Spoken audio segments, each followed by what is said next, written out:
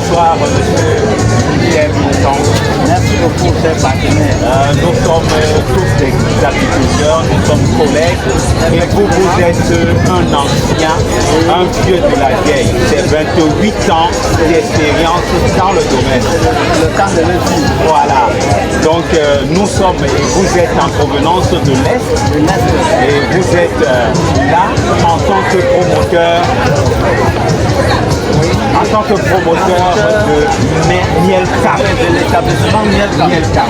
Alors, c'est un réel plaisir de vous avoir à Yaoundé. Et nous voulions que vous encouragiez, premièrement, les jeunes à s'engager dans cette filière ô combien importante. Je rappelle que nous sommes au SIAC, 9e édition. 9e édition, effectivement.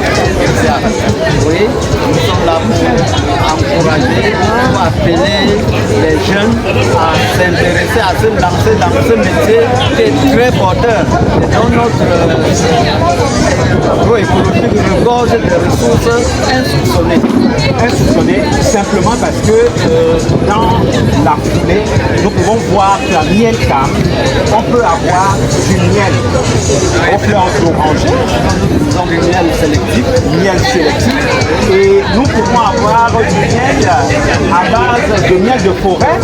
Oui. Nous avons également le miel au nectar de manguier. Les fleurs de manguier, qui est plus précis. Et nous avons le miel qui sort des montagnes. Mais quelque chose de particulier, c'est que vous avez placé des ruches dans des plantations de caféiers. Et de telle sorte que ces miels-là regorgent une plus-value. Cette particularité qui conserve les vertus du caféier. Voilà. Les abeilles ont utilisé le nectar des fleurs du café pour produire ce miel.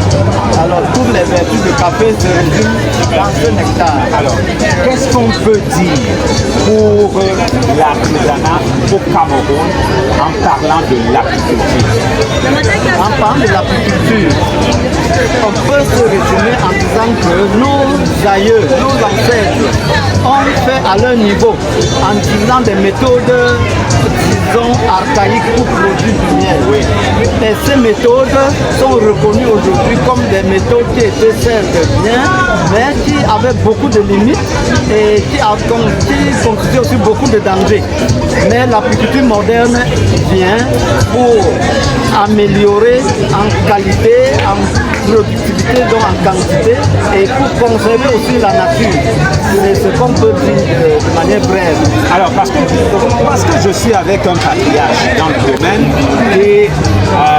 qui compte 28 ans d'âge et qui le fait de telle sorte que lorsque quelques indiscrétions, c'est que vous travaillez à ce que les gens soient réconciliés avec la consommation du miel pur. Voilà. Et pour terminer notre échange, vous rassurez les Camerounais, vous rassurez les consommateurs qu'on peut encore retrouver du miel pur sur le marché. C'est mon credo. Voilà. C'est ce que je ne cesse de dire chaque jour.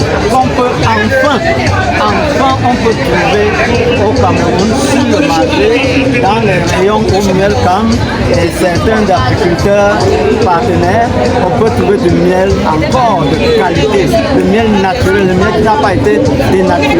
Voilà. Donc, mesdames, messieurs, nous étions au SIAC, 9e édition 2026. Je suis Alphonse Marcel Tchouboui, promoteur des établissements Alcima Patna, distributeur de la marque Les Ruches de Ngaoundal, le miel le Globe, le miel le Phénix, le miel des Pharaons.